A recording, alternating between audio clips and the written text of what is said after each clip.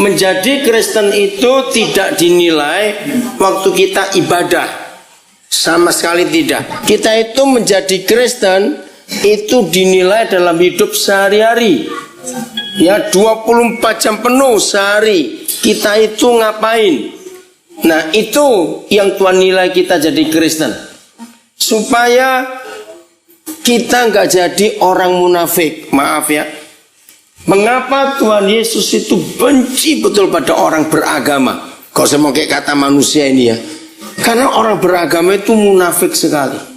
Orang beragama itu hanya kelihatan baik waktu dia di ibadah. Nah, Tuhan nggak lihatnya begitu. Waktu kita di gereja itu yang menilai gembala. Tapi waktu kita dinilai oleh Tuhan justru waktu kita bukan di gereja. Dari kita bangun pagi sampai kita tidur malam, kita ini Kristen atau tidak? Siapa pernah ngalami begini? Karena jengkel dengan seseorang, wah saudara jengkel, rasanya mau balas. Sebetulnya kalau saudara sedang berkata seperti itu ngomong gini, Tuhan izinkan aku 10 menit aja nggak Kristen, saya mau pukul orang itu dulu. Setelah itu saya bertobat, saya jadi Kristen lagi. Nah, mungkin nggak ada yang seperti itu.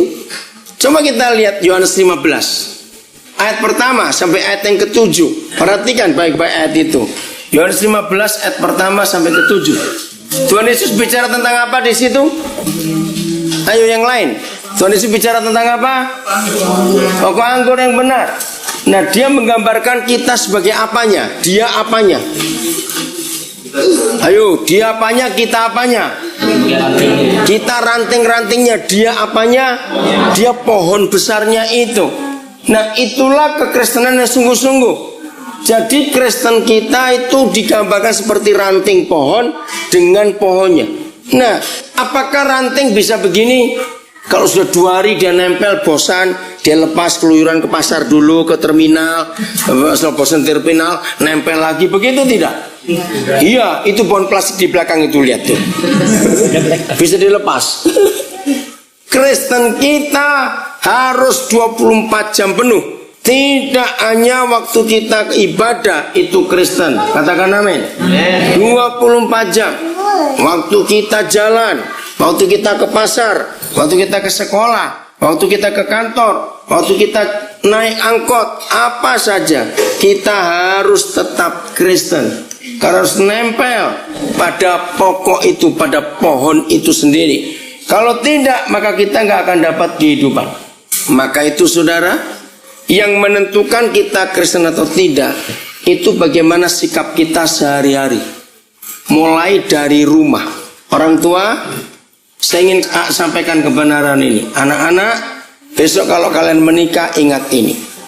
Satu-satunya hal saja, bukan 2, bukan 3, yang menyebabkan anak-anak gak bisa hormat pada orang tua. Satu saja, bukan 2. Ketika orang tua itu di dalam rumah dan di luar rumah, itu beda. Itu anak gak akan bisa hormat pada orang tuanya. Coba renungkan. Kalau ayah ibu di rumah rajin bertengkar, begitu keluar rumah, oh kelihatan manis, harmonis, jalannya gandengan. Anak-anak gak akan pernah mau jalan bersama orang tua. Mereka marah sebetulnya. Munafik kamu. Itu kata anak-anak. Karena di luar rumah dan di dalam rumah beda. Juga saya pernah belajar, hamba-hamba Tuhan juga begitu. Kenapa ada anak-anak hamba Tuhan tidak mau dengarkan bapaknya khotbah? Karena bapaknya beda waktu di mimbar dan di rumah.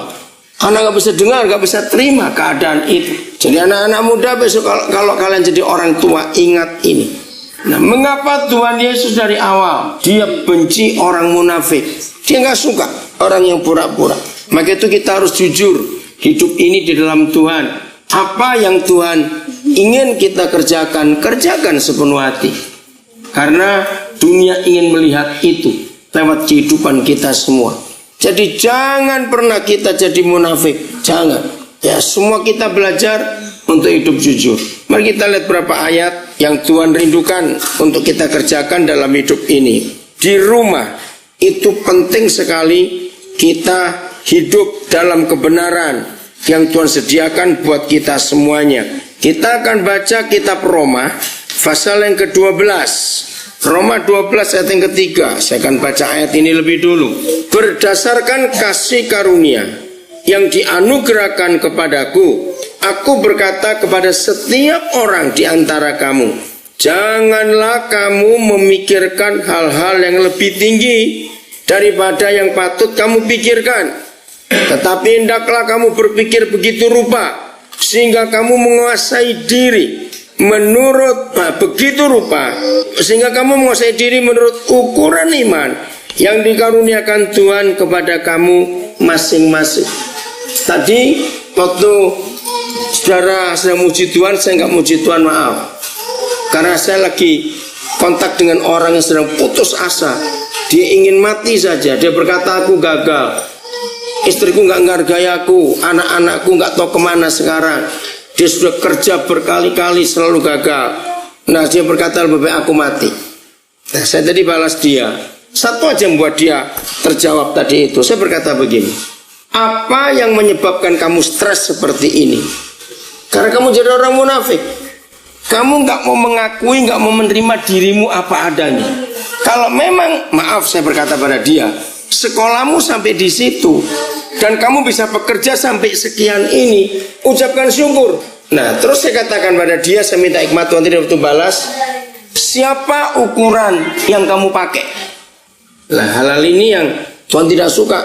Kita ngundang orang, kita sendiri nggak dapat firman.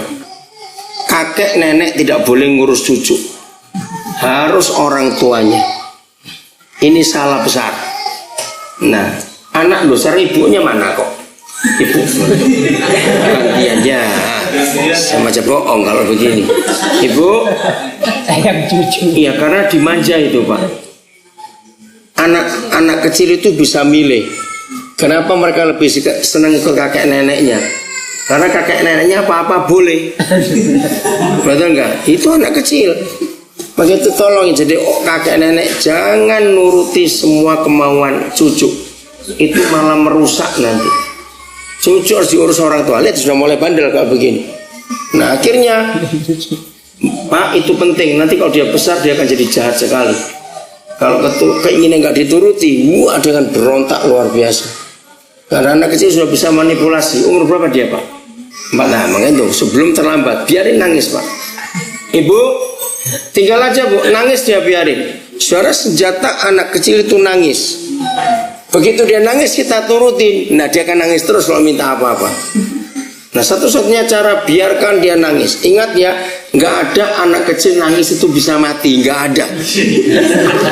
Maka itu orang tua, bapak, tolong kalau didik anak biarkan. Ibu, tolong Pak Gembala aja masuk atau Bu Gembala masuk.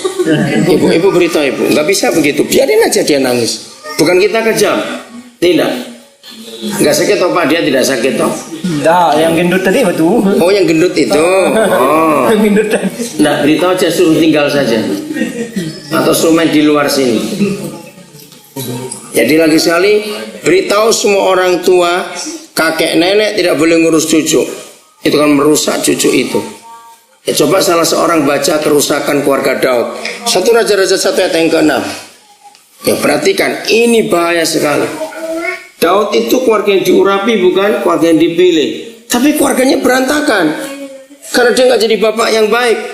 1 Raja-Raja 1 ayat 6. 1 Raja-Raja 1 ayat 6. Ya. Selama hidup Adonia, ayahnya belum pernah menegur dia. Nah, selama hidup Adonia, nanti saudara pulang baca betapa rusaknya kelakuan Adonia. Ternyata selama hidupnya ayahnya belum pernah menegur dia. Pak, ingat ini, kalau cucu atau anak nggak pernah dididik, dia jadi rusak. Lanjut. Belum pernah menegur dia dengan ucapan mengapa ia berbuat begitu. Dia pun sangat elok perawakannya dan dia adalah anak pertama sesudah Absalom. Nah, anak pertama laki, cakep lagi, wah dimanja habis. Jadi anak yang dimanja itu akan rusak. Anak-anak itu perlu belajar kata, mendengar kata tidak dan jangan. Itu penting. Jangan nuruti semua kelakuannya. Bahaya sekali. Ibu, siapa namanya? Apa jangan masuk lagi ya? Bude. Menggongri mawon pun. Nah, jadi ini caranya didik anak. Ajari bisa menerima kata tidak dan jangan. Nah, jadi sekarang Bapak Ibu mulai belajar jangan nuruti semuanya, itu jadi rusak anak itu. Mumpung masih 4 tahun belum terlambat. Baik, saya lanjutkan. Nah, saya berkata kepada Bapak itu, ukuran siapa yang kamu pakai sehingga kamu stres ingin mati sekarang ini?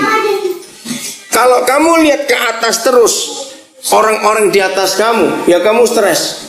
Saya bilang pada dia tadi, coba kamu belajar lihat orang di bawah kamu. Ngerti tidak, saudara? Kalau kita bisa melihat orang yang di bawah kita, maka kita gak akan stres. Betul tidak, saudara? Nah, ini yang terjadi dalam rumah tangga. Kita seringkali ukurannya ukuran tetangga, ukuran orang itu. Maka itu suami istri penting sekali kalau kita tiap hari di rumah, kita diskusinya apa, kita cerita tentang apa. Ngerti maksudnya ini? Kalau kita di rumah, nah ini Bapak Gembala perlu sekali menilai jemaat bukan hanya dinilai rajin ke gereja atau tidak. Salah. Kalau kita nilai jemaat hanya untuk nilai rajin ke gereja, nanti orang bisa munafik. Sehingga yang penting pokoknya kamu datang. Jangan. Di rumah bagaimana? Itu konsep penting. Maka itu suami istri, kita harus jujur pada diri kita sendiri. Bagaimana hubungan kita di rumah? Sehari-hari kita ini tetap Kristen atau tidak? Kita harus mikir itu. Apa yang kita bicarakan tiap hari? Maaf, nilai satu keluarga itu ditentukan apa yang paling banyak dibicarakan oleh suami istri di rumah. Keluarga yang mata duitan, tahu kata mata duitan artinya apa? Ayo, apa itu mata duitan? Ayo yang lain jawab, saya tanya ini. Apa itu mata duitan? Masa nggak tahu? Ya apa? Ya jawab, saya tanya. Apa itu mata duitan? Tama, hari-hari apa? Apa? Hari-hari mikir uang terus, bener. Keluarga yang mata duitan, baru duduk ngomong duit. Mau berdiri ngomong duit, mau ke WC ngomong duit, uang terus yang dibicarakan. Nah, kalau anak-anak mendengar bapak ibunya tiap hari ngomong uang, selalu kurang, itu keluarga mata duitan. Maka itu kita harus menilai dalam hidup kita, saudara. Siapa kita ini? Bagaimana kondisi keluarga kita? Itu penting sekali. Karena kalau kita keluarga Kristen yang benar, lebih banyak kita diskusi firman, kita ngomong tentang masa depan anak-anak, bagaimana rencana selanjutnya. Ayo kita jujur, apa yang kita bicarakan tiap hari di rumah sebagai suami istri? Bagaimana hubungan kita? Anak-anak, ini penting untuk kalian besok kalau kalian menikah. Ya, anak-anak muda, siapkan diri. Jangan kalian hanya asal kawin saja, tapi siapkan menjadi suami istri yang berkenan di hadapan Tuhan. Nah, di sini orang tua perlu mengajar. Nah, saya kembali lagi ke keluarga Daud. Adonia buat susah orang tuanya, karena ternyata Adonia nggak pernah didisiplin, nggak pernah ditegur seumur hidupnya. Maka itu jadi rusak anak itu. Jadi ayah ibu penting sekali kita memberi contoh kepada anak-anak kita di rumah.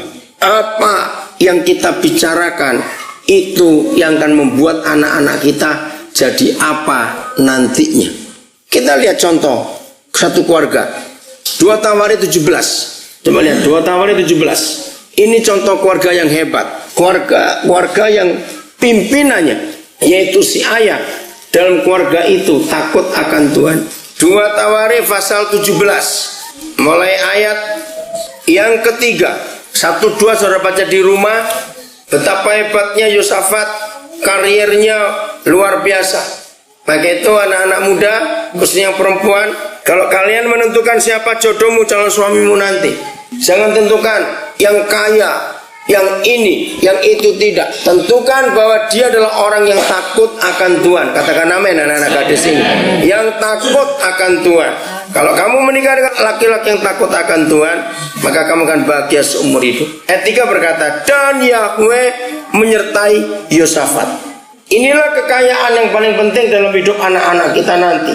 Dan Yahweh menyertai Yosafat. Kenapa Papa menyertai Yosafat? Ini kalimat penting. Karena ia hidup bagaimana? Mengikuti jejak atau iman yang dahulu dari Daud bapak leluhurnya, dan tidak mencari Baal-Baal atau dewa-dewa yang disembah pada zaman itu, melainkan mencari Tuhan apanya? Tuhannya siapa? Baca. Yang kuat. Tuhannya siapa? Ayahnya. Nah, maka itu penting, bapak-bapak. Kalau suami-suami, kalau ayah-ayah tiap hari ngomongnya uang, uang, uang, maka bagi anak-anak Tuhan ayahnya itu uang. Kalau seorang ayah lebih sering ngurusin motornya, motornya itu baru beli, tiap pagi dimandiin, dicuci, tapi anaknya nggak pernah dimandiin. Itu jahat sekali bapak seperti itu. Ngerti katanya? Ada ayah yang hobinya pelihara burung. Wah, burungnya banyak di rumah, digantung di mana-mana. Aduh, kalau main dengan burungnya, ya dia memberi makan, siul, rajin, tapi anaknya nggak pernah diajak main. Itu bapak kurang ajar, betul. Nah, tolong bapak gembala, cara menilai jemaat adalah hidup sehari di rumah bagaimana. Suami istri yang hobinya duduk di depan TV nonton sinetron misalnya, sampai nggak ada waktu untuk diskusi, untuk cerita apa-apa. Kalau diajak ngomong, tunggu belum habis sinetronnya. Ini keluarga rusak juga. Anak-anak melihat, oh Tuhan papa mamanya adalah TV itu. Maka itu siapa sebagai orang tua yang kita tuhankan dalam hidup ini? Ada orang yang tuannya adalah kerjaannya. Wah, kalau ngurus kerjaan nggak kenal waktu. Pagi-pagi sudah bangun, malam baru pulang, sampai anak-anak nggak pernah ketemu. Mana bapaknya ini? Maka itu orang tua penting sekali. Ya, saya selalu menilai begini ya. Tolong, ini penilaian dalam keluarga yang sederhana sekali. Anak-anak selalu ditanya, kapan kamu terakhir kali melihat papa mamamu, ayah ibumu makan bareng, duduk bersama makan? Itu penting, saudara. Kalau ayah ibu selalu makan bersama-sama atau seringlah makan bersama-sama, dan sambil makan itu, wah bisa bergurau. Anak-anak itu senangnya luar biasa lihat papa mamanya seperti itu. Nah, anak-anak berkata amin itu. Karena kalau suami istri hatinya lagi nggak beres, nggak mungkin bisa duduk berdua. Ini bukan makanan dimakan, istri yang mau dimakan nanti. Karena jengkel betul-betul. Betul? Jadi makan bersama itu penting. Apalagi rumah besar seperti ini. Bukan bapak saya cerita pak ya. Ya, ini contoh yang lain. Kalau suami istri lagi jengkel, satu makan di dapur, satu makan di kebun depan sana itu. Karena kalau nggak enak, nggak mungkin kita bisa makan bareng. Betul saudara? Betul. Ya, maka itu hubungan itu perlu dijaga. Saya kembali ke Roma 12 tadi. Kalau suami istri ukurannya materi, jadi yang dibicarakan materi, mau masalah apa, lemari es misalnya, atau TV, atau apa, pokoknya barang-barang yang dipikirkan itu. Saudara, keluarga kita keluarga materialistis. Kebahagiaan itu jauh lebih penting daripada harta, betul tidak? Maka itu jaga diri kita. Suatu kali ada keluarga yang suka iri hati, sampai si suami itu takut untuk pulang ke rumah. Kenapa takut pulang ke rumah? Karena tiap kali tetangganya beli barang baru, kalau suami pulang, istri paksa beli yang sama kayak di sebelah itu. Jadi suami itu takut pulang ke rumah, tunggu istrinya tidur dulu, supaya nggak minta apa-apa. Istri belum bangun, dia sudah pergi duluan karena takut dimintain apa-apa. Ini ilustrasi saya baca. Suatu hari suami pulang sore, kaget istrinya. Pulang terus siul-siul begitu nyanyi-nyanyi. Istri, kenapa kamu tiba-tiba berubah begini? Biasanya nggak pernah pulang sore, biasanya nggak pernah sukacita, sekarang sukacita. Wah, dengan bangga suami berkata, karena suami dapat berita baru hari itu. Tetangga sebelah punya istri baru.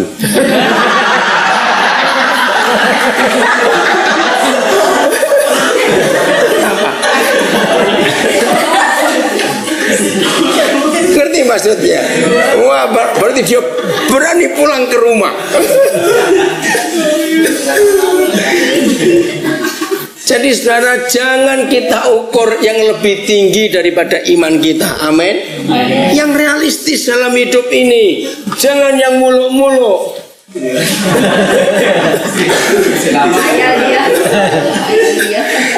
Oke, jadi sehari-hari dalam hidup kita itu penting. Anak-anak kita kan belajar dari kita.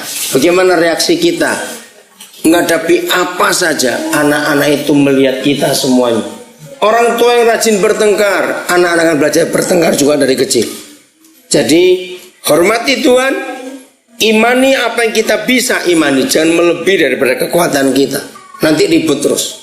Jangan marah saya ngomong ini, karena saya pernah membuktikan. Saudara, ternyata sampai hari ini, maka itu Bapak Gembala perlu meneliti jemaat, menilai jemaat bukan cuma rajin ke gereja atau tidak.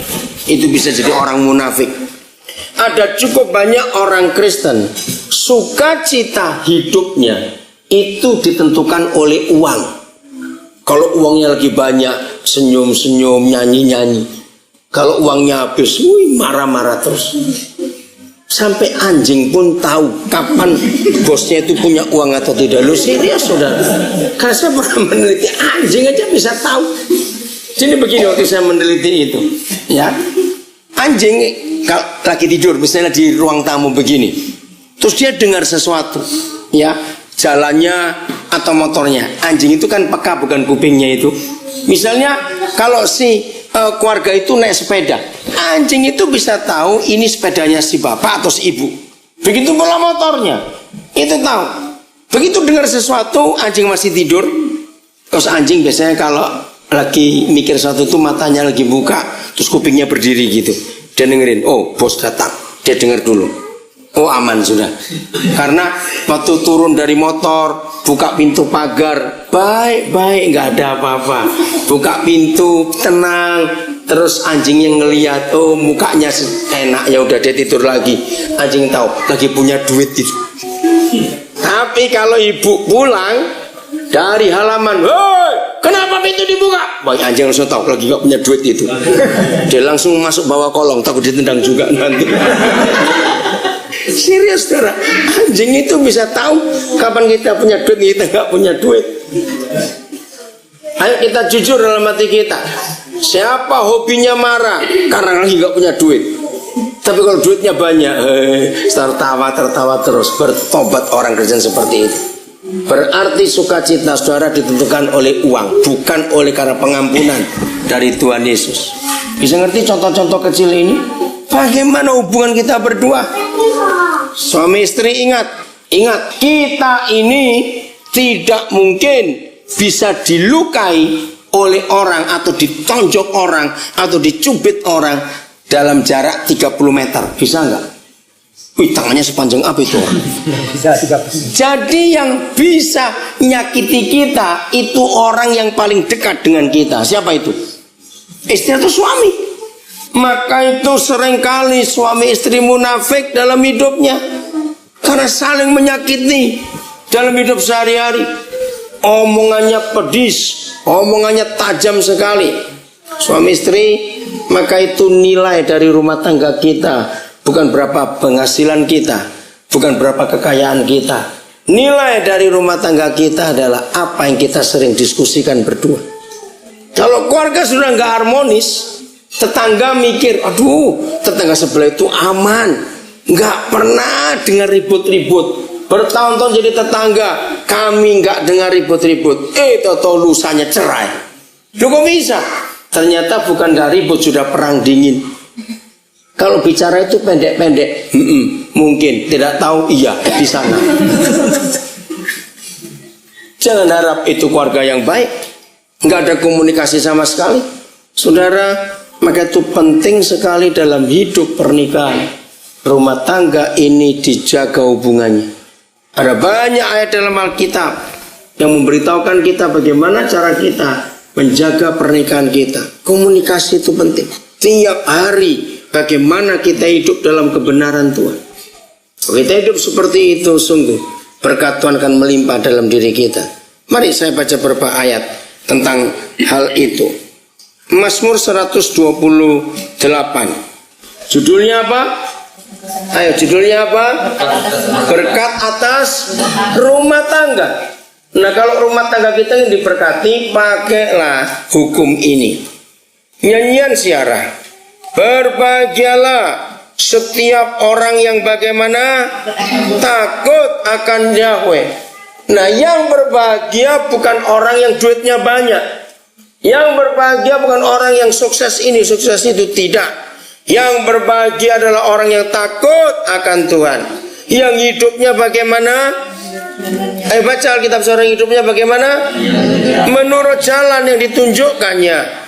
Apabila orang itu atau engkau memakan hasil jerih payah tanganmu, berbahagialah engkau dan baiklah keadaanmu. Jadi kerja hasilnya itu bisa dinikmati. Itulah orang yang bahagia karena dia takut akan Tuhan. Nah siapa orang ini? Kita belum tahu. Ayat 3 memberitahu demikian. Istrimu. Nah kalau ada kata istrimu, jadi orang ini siapa? Suami. Gadis-gadis ingat ini. Kalau besok engkau menentukan siapa jodohmu, ini konsep yang takut Tuhan. Bukan yang naik mobil, mobilnya bisa pinjaman, itu saya percaya. Betul? Saya percaya itu. Jangan kamu jadi cewek matre, istilah begitu. Awas. Yang takut akan Tuhan itu kunci yang penting dalam hidup ini. Istrimu akan menjadi seperti pohon anggur yang subur dalam rumahmu. Anak-anakmu seperti tunas pohon zaitun sekeliling mejamu. Hebat sekali. Jadi begini, semua kita, kunci kebahagiaan, kunci berkat atas rumah tangga di tangan suami. Kalau suami takut akan Tuhan, apa itu takut akan Tuhan? Takut akan Tuhan cuma satu artinya, takut berbuat dosa. Katakan amin. Udah cuma itu. Kalau kita semua suami-suami takut akan Tuhan, maka kebahagiaan gak akan menjauh dari rumah tangga kita. Banyak orang kaya tapi gak bahagia hidupnya karena gak takut Tuhan. Istri kita seperti pohon anggur yang subur. Maka itu suami jangan marah kalau istri gemuk. Ini ayatnya. Katakan amin. Coba. Karena ada banyak suami gak mau istrinya gemuk. Ini gemuk. Loh, saya bilang banyak suami kok apa-apa ini. Anakmu menjadi seperti tunas zaitun sekeliling mejamu. Zaitun itu minyak. Nah apa artinya? Suami itu istri itu anggur, anak-anak itu seperti minyak. Coba salah seorang baca Mazmur 104 ayat yang ke-15. 104 ayat 15. Ini penting sekali. Ya, Pak Gembala boleh baca ayat 15. Baca. Dan anggur yang menyukakan hati manusia, yang membuat muka berseri karena minyak. Ya, stop sampai situ saja. Jadi kalau istri dikatakan seperti pohon anggur yang subur, tadi anggur apa namanya? Anggur pentingnya apa? Yang menyukakan hati. Jadi anggur itu istri yang suaminya takut akan Tuhan, rumah tangganya enggak kekurangan sukacita. Katakan amin. Lalu minyak ya untuk apa tadi? Yang buat muka berseri. Minyak itu anak-anak tadi. Apa lawan katanya muka berseri? Murah. Berapa banyak, maaf, walaupun itu anak pendeta, anak orang Kristen, nggak semua memang kebanyakan. Berapa banyak anak-anak membuat muka orang tuanya muram. Kira-kira kenapa? Kalau sampai ada anak buat muka orang tua muram, anak itu bagaimana? Ayo, anak itu bagaimana? Nakal, rusak hidupnya. Nah, suami inilah kunci dari berkat Tuhan. Kalau suami takut Tuhan, anak-anaknya luar biasa, menjadi obat, bukan menjadi penyakit. Istrinya sumber sukacita. Lanjut ayat yang keempat, 128 kita Mazmur tadi. Sesungguhnya demikianlah, baca sama-sama, 1, 2, 3. Akan diberkati siapa? Orang yang takut akan Yahweh. Lihat itu. Bukan yang kaya, tidak. Belum tentu banyak duitnya itu berkat Tuhan. Saya ingin ngomong, biarin ibu, biarin. Ibu, nggak apa-apa. Maka itu mulai hari ini Bapak dan Ibu harus tegas pada anak itu. Minta apa-apa jangan dituruti. supaya dia belajar. Saudara, sungguh anak yang dimanja itu rusak nanti. Pak, kalau dia begitu terus, kekayaan Bapak bisa habis. Nanti waktu dia umur 12, 13, 15, terus semua 17, wah minta ini, minta itu. Karena dari kecil dia sudah tahu, kakeknya selalu nuruti apa yang dia minta. Dan itu bahaya sekali. Oke? Saya lanjutkan ini. Penting sekali untuk kita mempelajari kebenaran ini, saudara. Jangan saudara berkata setiap orang kaya itu berkat Tuhan. Tidak. Saya mau tunjukkan dua. Satu, setan bisa membuat orang jadi kaya, tidak? Ini guru di mana Sungai Pinyu ya? Hah? Elim In. Anjungan. Oke. Saya lanjutkan ini. Jangan katakan kalau kaya itu selalu dari Tuhan. Tidak. Saya tanya lagi, setan bisa membuat orang kaya, tidak? Bisa. Banyak contohnya. Nah, alam juga, hukum alam ini bisa buat orang jadi kaya. Nah, saya punya 3 resep. Mau diikuti boleh, enggak juga tidak apa-apa. Nah, resep ini menunjukkan walaupun orang itu enggak sembahyang, hidup dalam dosa, ya, dia akan tetap bisa jadi orang sukses. Maka itu jangan ukur berkat Tuhan dalam bentuk materi. Salah besar. Mau resepnya? Mau. Catat kalau mau. Lu serius. Enggak usah Tuhan, enggak usah memberi perpuluhan, enggak usah apa. Akan sukses. Nomor 1. Kalau orang itu dapat warisan tiba-tiba kaya, tidak? Saya jawab, Pak. Ini kaya tuh. Itu nggak usah berdoa. Betul? Nah, maka itu jangan berkata kalau diberkati itu harus kaya. Tidak. Ada banyak orang kaya secara uang tapi miskin sehat. Itu orang apa namanya? Loh, ayo. Orang kaya uang tapi miskin sehat. Artinya apa? Sakit-sakitan. Saudara pernah lihat orang kaya, wah rumahnya hebat, mobilnya banyak, tapi makan bubur disaring lagi, terus tawar. Aduh, ngapain jadi kaya kalau begitu? Nah, ada orang kaya, duitnya banyak, tapi miskin ngantuk. Itu orang apa? Nggak bisa tidur, bukan kurang tidur. Nggak bisa tidur karena mikir kekayaannya. Ya biar siapa, nggak apa-apa biar. Maka itu jangan ngukur kaya itu berkat Tuhan, sangat salah. Amin. Yang kedua, catat, satu dapat warisan. Kerjalah yang rajin. Loh, betul nggak? Hukum alam itu berkata orang rajin pasti sukses. Itu hukum alam, bukan Tuhan. Tapi dengar, saya dalam Lukas 16 ada hukum. Anak-anak muda semuanya. Modal hidup itu walaupun nggak Kristen cuma 2. Rajin, jujur. Jujur, rajin. Catat itu.